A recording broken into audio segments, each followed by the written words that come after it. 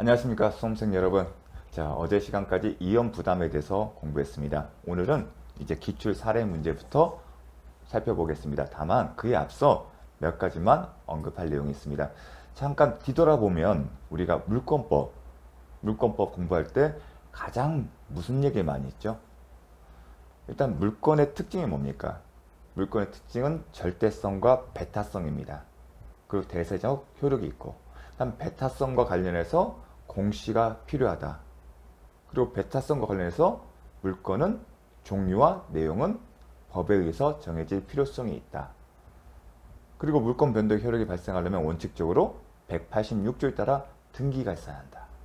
그리고 경우에 따라서는 187조에 따라 법률의 규정에 따라 등기가 없다 하더라도 물권 변동의 효력이 발생하는 경우가 있다. 그게 가장 기본이었습니다. 그런 물권을 취득한 경우에 그 다음에 뭐였죠? 그 물권이 방해를 받는 경우 그 물권자에게 어떠한 권리 구제 수단이 있는지를 방해의 형태에 따라 살펴봤습니다. 그럼 물권적 청구권이 인정되는 이유는 뭐였죠? 물권이 갖고 있는 배타성의 실현. 배타성이 방해받을 때 다시 배타성의 특성을 다시 행사할 수 있는 그 수단적인 방법으로 물권적 청구권을 인정하는 거기 때문에 방해하는 사람의 귀책 사유 등을 요하지는 않았습니다. 반면에 채권법은 뭐죠? 일단 기본적으로 우리가 쌍무계약을 기본으로 놓고 쌍무계약을 전제로 해서 뭐가 발생하죠? 계약이 성립되고 효력이 발생하면 채권 채무관계가 생깁니다. 그런데 채권 채무관계는 기본적으로 급부 이행의 문제가 생깁니다. 물권의 경우에는 그렇지 않았기 때문에 방해라는 모습에 포인트를 두고서 구제 수단을 받는데 채권 채무 관계는 급부 이행의 문제가 생깁니다. 그 말뜻은 급부 이행이 원래의 목적대로 실현되는 경우도 있지만 그렇지 못하는 경우도 발생할 것이고요. 그러한 경우에 어떠한 권리 구제 수단이 있는지를 살펴보는 게 핵심입니다. 또한 급부 이행의 문제이기 때문에 쌍무계약 경우는 서로가 대가적 관계에 있는 채무의 이행을 청구하기 때문에 공평의 관념에 있어서 동시이행항변권이라는 것을 인정하게 됐고, 더 나아가 이연 부담의 법리라는 법리까지 배우게 됩니다. 결국은 채권 채무 관계는 계속 급부 이행의 문제가 있기 때문에 그 이행이 제대로 이루어지지 않을 때 어떠한 권리 구제 수단이 있는지 거기에 방점을 진 겁니다. 결국 물권법과 채권법을 공부함에 있어서 가장 큰 차이점은 물권은 급부 이행의 문제가 없다. 채권은 급부 이행 문제가 남아있다는 것을 출발하는 겁니다. 그래서 그렇다 보니 또 급부 이행은 채무자에게 귀책 사유, 잘못이 있는 경우도 있지만 그렇지 못한 경우도 있습니다. 물권과 달리 채권의 경우에는 뭘 요구하죠? 귀책 사유를 요하는 겁니다. 그러한 분들이 바로 급부 이행이나 아니면 물권의 특성, 그 차이점에서 하나씩 나오는 겁니다. 차이가. 자, 그런 것들을 좀 염두에 두고 보시게 되면 이 내용들이 조금은 색다르게 다르게 느껴질 겁니다. 그러면 기출 사례 보겠습니다. 자, 갑과 을은 이연 부담의 문제는 정형적으로 이렇게 나옵니다. 딱 둘 중 하나예요. 수험생 입장에서 매매 계약이나 아니면 교환 계약이에요. 그리고 이의 후발적인 이행 불능이다. 그 후발적 이행 불능은 뭐다? 재산권 이전 의무겠죠. 그걸 염두에 두시고 문제를 한번 읽어보겠습니다. 갑과 을은 갑소유의 X 토지에 대하여 갑소유 X 토지, 이게 목조물이죠. 매매계약을 체결하였으나, 그러면 항상 매매계약이면 매도인, 매수인 이렇게 표시를 해주십시오. 그 후 갑의 채무인 소유권 이전 등기, 재산권 이전 의무가 이행이 불능이 됐다. 여기 그 후는 계약이 체결하였으나 계약이 성립된 이후에 이 의미는 후발적. 항상 이런 것들은 기본적으로 깔고 가셔야 합니다. 그 후니까 체결 후니까 후발적이고 후발적 이행 불능이다. 이게 주어진 단서고요. 이 단서를 전제로 해서 옳은 것을 모두 고른 것은 먼저 1번 갑의 채무가 일단 갑은 매도인이에요. 그리고 소유권 이전 등기 의무의 이행이 불가능했다 단서를 줬기 때문에 채무자라고 기억을 표시를 해 주십시오. 그래야만이 여러분이 문제를 풀 때 좀 더 쉽게 접근할 수 있습니다. 갑의 채무가 쌍방의 기책 사유 없이 후발적 이행 불능인데 쌍방의 기책 사유가 없대요. 그러면 딱 뭔가를 떠올리죠. 이연부담 문제 나오면 채무자인 매도인에게 이연미 부담이 주어지는 게 원칙이다. 채무자 이연 부담이 원칙이다. 그리고 그 의미는 매도인은 을에게, 매수인에게 뭘 할 수 없다?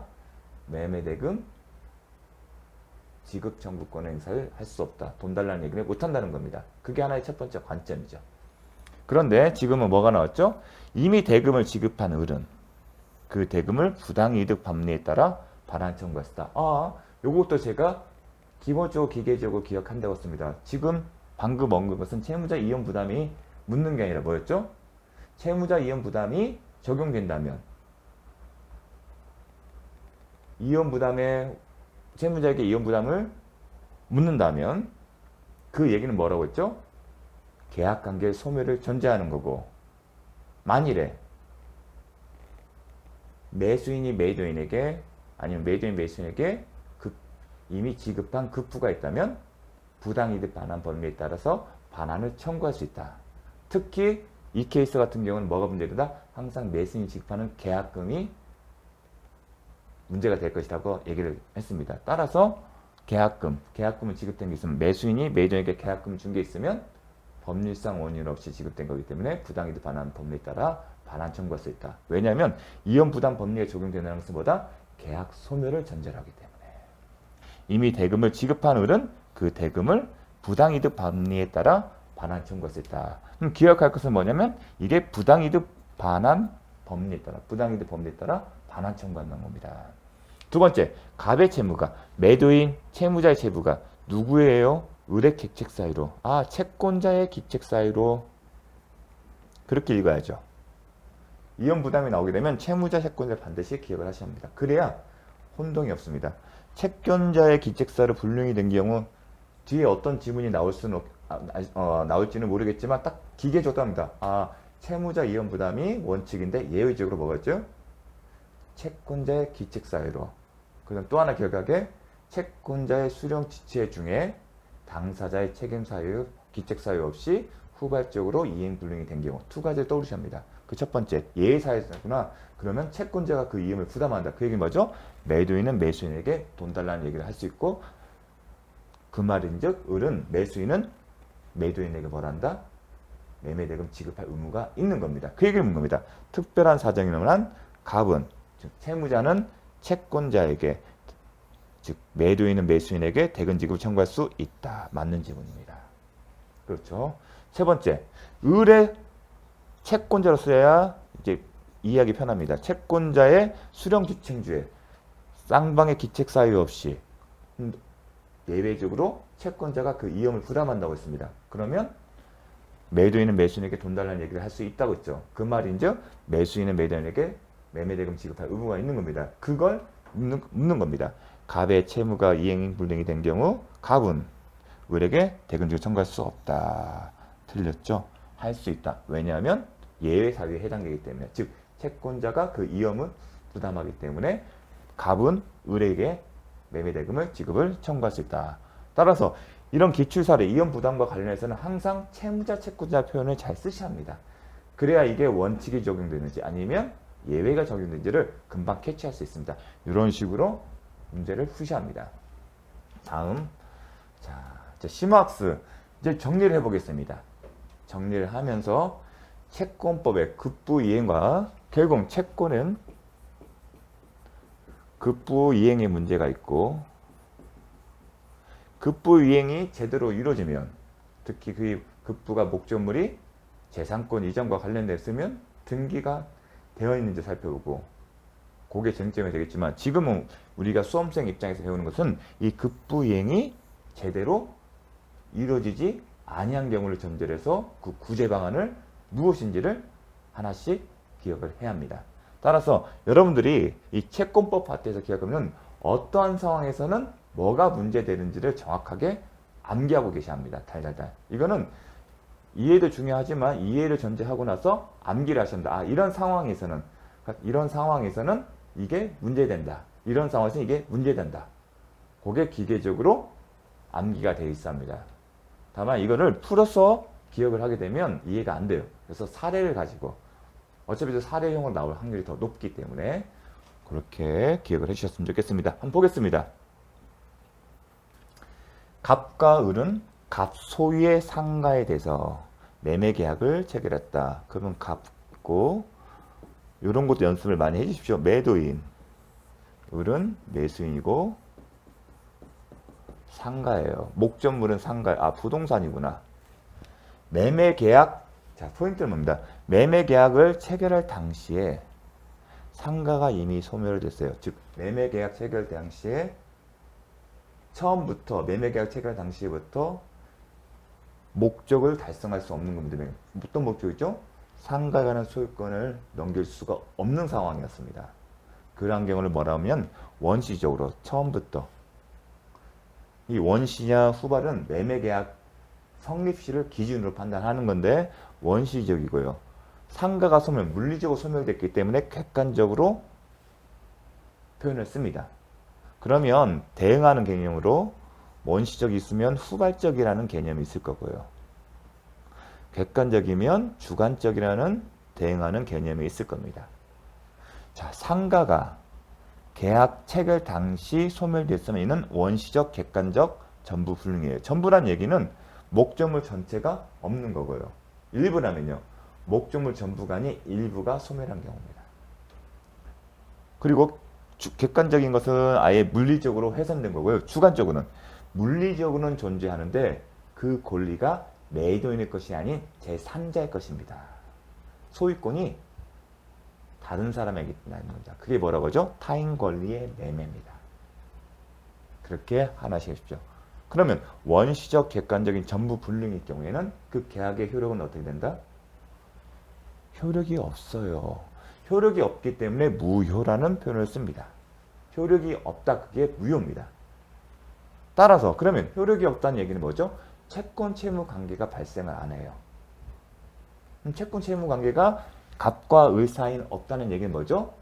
갑은 을에게 돈을 달라는 얘기를 할 권리가 없고 반면에 을은 갑에게 목적물에 대한 소유권 이전을 해달라는 권리가 없다는 겁니다.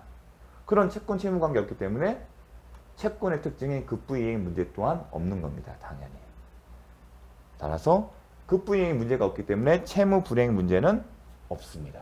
일단 채무 불이행이라면 채권 채무 관계가 성립된다는 전제에서 효력을 발생한 채무를 이행하지 않았을 때 채무 불이행 문제가 생기는데 그런 게 없다는 거죠. 또한 이혼 부담의 문제가 될까요? 아니죠. 이혼 부담의 문제는 언제부터 발생한다죠? 후발적인 이행 불능인 경우를 전제로 하기 때문에 이혼 부담 문제도 없습니다. 대상 청구권 문제도 없습니다. 왜냐하면 대상 청구권 자체도 채권 채무 관계가 발생했는데 그중 채무 하나가 이행 불능이 되고 대신에 채무자가 가름하는 이익을 취득한 경우입니다. 그 얘기는 채권이 존속한다는 전제에서 발생하는 건데 채권 자체가 계약 자체가 효력이 없기 때문에 대상 청구권 문제도 발생을 안 하는 겁니다. 제가 대상 청구권한테 이혼 부담이 적용되면 계약 소멸을 전제로 하는 거고 대상 청구권은 계약의 존속을 전제로 하는 거다. 이거는 이해 차원에서 기억을 해주십시오.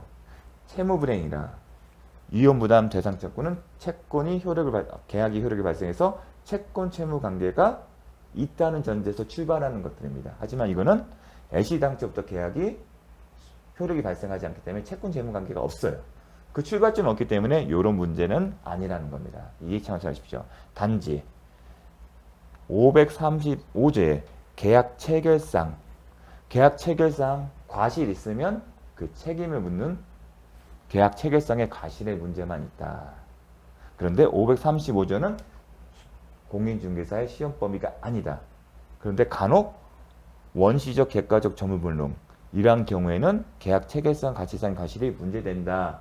요런 한 줄이 지문으로 출제됩니다.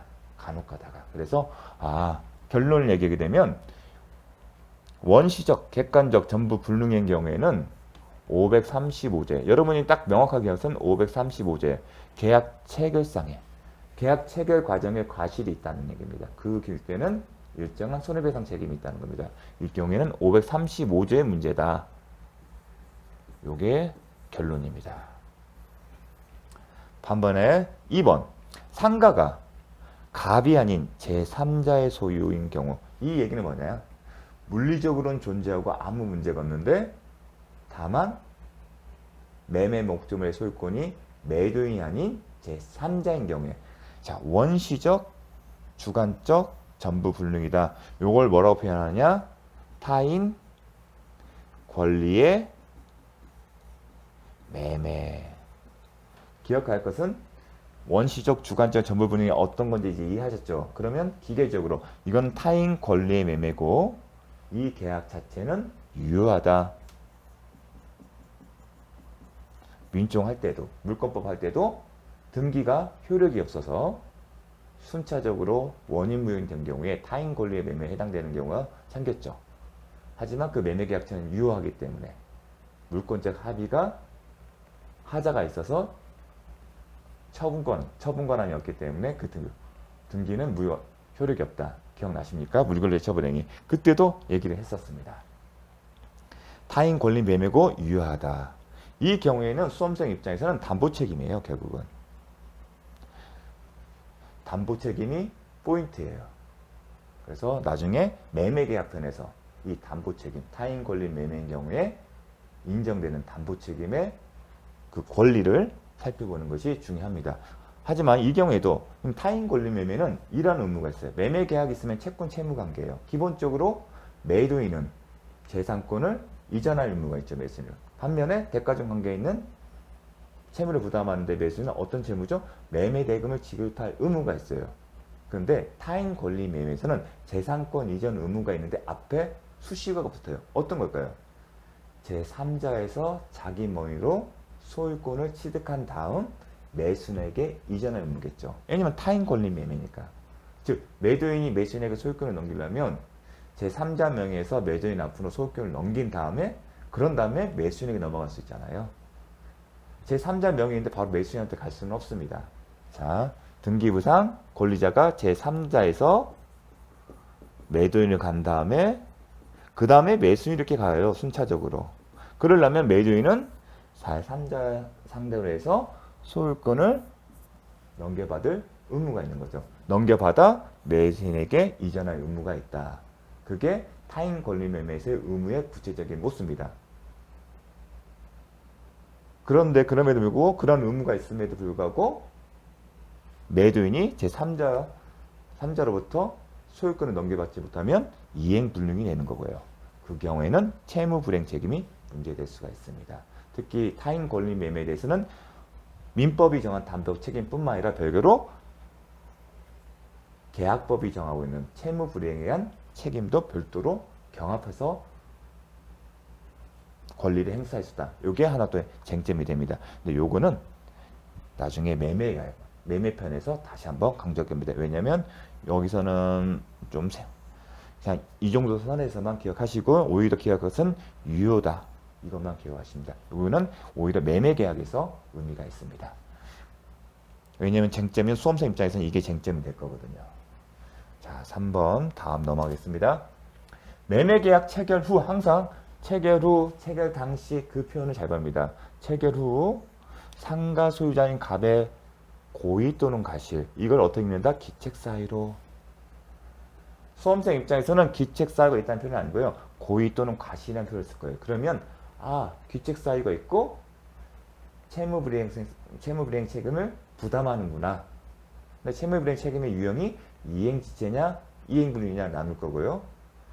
그 요건에 따라 계약 해제권이 발생할 수 있고, 아니면 손해배상 청구권이 발생했고, 기타 다른 뭐 대상 청구권이나 그 논점이 나올 겁니다. 그런데 상가가 멸실됐다. 그러면 채무불이행 책임이 있다. 이렇게 있습니다. 갑의 고의 또는 과실로 멸실됐다. 멸실됐다. 그럼 없었다. 이행불능이고요. 이렇게 써주십시오.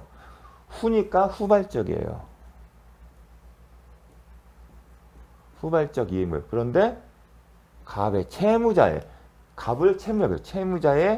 기책사유가 있으니까 채무불이행 책임이 있구나. 이렇게 기억합니다. 그러면 여기서 하나가 걸러지죠. 이혼 부담의 문제는 아니겠죠. 후발적 이행 불능은 맞는데 이혼 부담의 법리가 적용되려면 어떻게 돼야죠? 채무자, 당사자의 기책 사유가 없어야 돼요. 하지만 지금은 기책 사유가 있기 때문에 이혼 부담의 문제가 아니에요. 그러면 이것은 채무 불이행 책임의 효과를 묻는 겁니다. 자, 멸실되어 소유권 이전 등의 이행 불능이 된 경우, 자, 갑의 기책 사유로 인한 채무 불이행이 발생했다. 그 모습은 이행 불능이죠. 이행 지체가 아니잖아요. 이행 지체는 이행이 가능하지만 그걸 안 하는 것이고, 이행 불능은 이제 불가능한 겁니다. 하고 싶어도. 그때 을의 권리 구제 방안은 뭘까? 자, 이행 불능이 되면 이행 불능. 그리고 또 하나 기억할 게, 이행 불능이 발생했다고 자동적으로 계약이 해제되는 게 아닙니다. 뭐라고요? 이행 불능 사유가 발생한다고 해서 계약이 자동적으로 소멸하는 게 아닙니다. 이행 불능이 있다 하더라도 여전히 계약은 살아있는 거고요. 대신에 이행 불능이기 때문에 기존의 급부 의무가, 이행 급부 의무는 불가능하더라도 뭘로 바뀌죠? 손해배상으로 바뀌잖아요. 채무로요. 동일성을 갖고. 아니면 대상 청구권도 생길 수도 있잖아요. 따라서 여러분들이 이 부분을 먼저 명확하게 기억하면요, 이행 불능 사유가 발생하더라도 계약은 별도로 해제권을 행사하여 해제하기 전까지는 여전히 살아있다는 것을 기억하십시오. 꼭 기억하셔야 합니다. 마찬가지로 수험생 입장에서는 크게 자주 나오는 건 아니지만 이행 거절의 사유가 있다 하더라도 채무자가 이행을 거절했다 하더라도 그 사유만으로 바로 계약이 해제되는 거 아닙니다. 별도로 계약 해제권을 행사해야만이 계약이 해제되는 게 원칙입니다. 물론 이런 원칙의 예외는 있습니다. 어떻게? 합의하에 계약서에 쓰는 겁니다. 이런 사유가 있으면 별도의 계약 해제 의사 표시가 없다 하더라도 계약이 해제된 것으로 본다는 규정을 쓸 수 있지만 수험생은 거기까지 시험이 안 나옵니다. 그래서 제가 말하는 원칙을 해야 합니다. 그래서 먼저 구제수단으로 을의 계약 해제권을 행사한다는 표현이 나옵니다. 즉 이 얘기는 행사하기 전까지는 계약은 후발적인 이행불능 사유가 있었다 하더라도 이행불능 사유가 발생하여 채무자가 자신의 급부 이행의 채무를 이행하지 못하더라도 계약은 여전히 존속하고 그러한 상태에서 채권자가 행사하게 되면 그때 가서 비로소 소급적으로 계약의 효력이 상실된다. 계약 해제권을 행사하게 되면 딱 기계적으로 또 나온 게 있어요. 계약 해제권 행사하게 되면 효력이 상실했죠. 효력이 상실하면 더 이상 이제 채권 채무 관계가 없으니까 뭔가 서로가 너 이거 해줘 하는 얘기를 못하죠. 그러면 다음은 원상 회복 의무. 해제권을 행사하기 이전에 당사자가 상대방에게 이행한 급부가 있으면 그거를 반환해줘야 하는 원상 회복 의무가 쟁점이 됩니다. 원상 회복 의무. 계약 해제권을 행사하면 원상 회복 의무가 발생한다. 중개 있으니까. 예컨대 을이 매수인이 갑에게 매도인이 지급한 계약금이 있으면 갑은 을에게 계약금을 반환할 의무가 있다. 또 하나 중요한 게 계약을 해제권을 행사하더라도 별도로 채권자가 귀책 사유가 있는 채무자에게 손해배상 청구 행사에는 영향이 없습니다. 551조 정말 중요합니다. 계약 이 표현은 정말 중요합니다. 을이 채권자예요. 을이 해제권을 행사하더라도 채무 불이행 책임이 있는 귀책 사유가 있는 채무자, 즉 매도인을 상대로 손해배상 청구를 별도로 할 수 있습니다. 다만 이 경우에 손해 개념은 달라요. 전보배상 청구권, 우리가 후발적 이행 불능사하게 되면 그 채무는 전보배상 묻는다. 급부에 가름한 손해예요. 그 상가 목적물에 관한 그게 뭘까요? 원래는 상가를 주었는데 상가를 못 줘요. 그럼 그 급부에 관한 것은 뭐냐면 시가상당의 손해일 거잖아요. 불능 당시에 이 시가만큼의 손해가 전보배상이 말하는 손해예요. 하지만 이건 뭐예요? 만약에 이행을 했더라면 채무자가 불이 안 나서 이걸 제대로 했었으면 채권자가 얻었을 이익을 얻지 못했잖아요. 그게 여기서 말하는 손해입니다. 이 손해는 개념이 달라요. 전보배상하고는. 자, 이행으로 얻었을 이익 제가 써놨네요. 이 경우. 이건 이해 차원에서 수험생 입장에서는 여기까지는 안 나와요. 근데 궁금해요. 계약 해제권 행사했을 때 손해배상 청구가 이 손해와 전보배상 청구권의 손해는 뭐가 다를까? 그 차이점은 여기서 말하는 계약 해제권을 행사한 이후에 행사하는 손해배상의 청구권 행사의 손해는 이행으로 얻을 수 이익이에요. 만약 이걸 이행했으면 얻을 수 이익입니다. 자, 반면에 자, 계약 해제권을 행사하는 여부는 채권자의 마음이고 행사하지 않고 손해배상 청구권만 행사할 수 있습니다. 이게 전보배상 청구권이다. 전보배상 청구인데 이 경우 계약은 존속되는 거죠. 후발적 이행불능 사유가 발생하더라도 계약은 존속되는 상태고요. 그 경우에는 급부에 가름하는 손해배상 채무를 부담하게 됩니다. 그게 바로 전보배상이에요. 그래서 제가 오리엔테이션 할 때 손해배상 청구권, 계약해제권 이렇게 나눴고요. 대상 청구권 이런 얘기를 했었습니다. 이 경우에는 계약해제권을 행사하지 않고 전보배상. 이때 손해는 뭘까요? 급부에 가름하기 때문에 이행불능. 상가가 소멸 당시의 시가예요. 원래는 상가를 줬는데 상가 넘겨줄 수 없으니까 그 상가 가름하는 시가 상당의 손해예요. 그거를 청구할 수 있다는 겁니다. 다만 이때는 갑의 채무가 본래는 소유권 이전 등기부인데 뭘로 변신한다? 손해채무자물로 변신하는 거죠.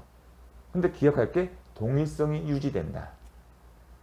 동일성이 유지되는 것은 여전히 계약이 존속되면서 매수인의 매도인에 대한 매매대금 지급 의무 채무와 대가관계를 유지한다. 따라서 매매대금 채무와 동일성이 인정되는 손해배상 채무 사이는 여전히 동시행 관계에 있다. 이렇게 기계적으로 기억을 하셔야 합니다. 계속 존속한다. 자, 요 표현들 계약이 존속되는 거다. 해제권 행사죠. 왜냐면 채권자 입장에서 이걸 선택할 수 있죠. 왜냐면 매매계약 당시에 매매대금은 10억인데 후발적 이행불능 당시 시가가 12억이에요. 그러면 이 사람은 이걸 선택하겠죠. 굳이 계약 해제권 행사하게 되면 그만큼 차익을 실현이 곤란하기 때문에. 아니 이행으로 얻을 이익이 그러면 그 차익만큼도 이거 포함되지 않을까 궁금증을 갈 수 있어요. 심화학습인데 수험생은 시험에 안 나와요. 그런데 그건 특별한 손해예요. 여기서 우리가 말하는 손해는 특별 손해가 아니라 통상의 손해라고 합니다. 민법에서는 손해를 통상의 손해와 특별 손해로 구하고 특별 손해는 채무자가 예상이 알았거나 예측이 가능해야 합니다. 하지만 이러한 어떤 전매 차익에 대해서는 쉽게 인정하지 않습니다. 그래서 요거는 시험에 안 나오고 혹시 궁금증 가질까봐 그건 특별 손해이기 때문에 그 이역 자체를 이 방법에 의해서는 받기가 쉽지 않을 겁니다. 그렇기 때문에 채권자 입장이라면 이 방법을 쓰는 게 합리적일 겁니다. 경제적으로. 갑의 소유권 이전 등기면 이 경우라면 그 동일성을 유지하면서 손해배상 채무로 변한다. 그러면 재사권 이전 의무를 지우고 거기 안에다가 손해배상 채무를 보고서 계약이 계속 존속하는 거예요. 옛날엔 재사권 해라 넘겨줘. 이제는 뭐라죠? 손해배상 명목의 금원을 지급해라. 그러면 그럼 매도인이죠. 야, 넌 나한테 돈 안 줬잖아. 동시에 항변권 행사하는 거예요. 서로. 그런 관계가 계속 있잖아요. 그래서 동일성을 유지하면서 이 표현이 그런 함축적인 의미가 있는 겁니다. 상당히 동일성을 유지하면서. 그래서 이게 중요한 거예요. 그러니까 여러분은 쉽게 납득이 안 될 거예요. 아니, 원래는 재산권 이전 의무와 매매대금 채무가 동시에 관계했는데 어떻게 이렇게 되냐? 왜냐면 그렇게 하는 것이 계약의 그 계약 체계의 의사가 있었던 계약 효과에 달성됐던 매수인의 보호하는 방안이기 때문입니다. 계약이라는 것은 당사자의 의사가 합치된 거기 때문에 그만큼 그 의사를 통해서 계약 목적, 달성하는 목적을 최대한 보호해줘야 돼요. 그런 측면들이 있는 겁니다. 그래서 요 표현들이 계속 강조하기 때문에 중요하기 때문에 계속 했는데 이게 가장 걸림돌이에요. 여러분이 처음 공부하는 사람들은. 그래서 요거를 기계적으로 잡니다. 동일성이 유지된다는 것은 대가적인 관계가 있다는 거예요. 이제 뭐죠? 매수인의 매도는 채무, 즉 매매대금 지급 채무와 대가적 관계가 있고 따라서 동시행 관계가 있다. 여기까지 이렇게 기억을 하셔야 합니다. 이게 가장 머릿속에 딱딱딱 기억이 돼야 합니다. 이게 딱 암기가 돼 있으면 어떠한 문제도 풀 수가 있습니다. 이와 관련해서는 잘 기억해 주십시오. 제가 핵심 키워드를 잘 정리했으니까요. 쉽지는 않은 내용인데 제가 말하는 키워드를 가지고서 잘 살펴보시길 바라겠습니다. 잠시 쉬었다가 계속 보도록 하겠습니다.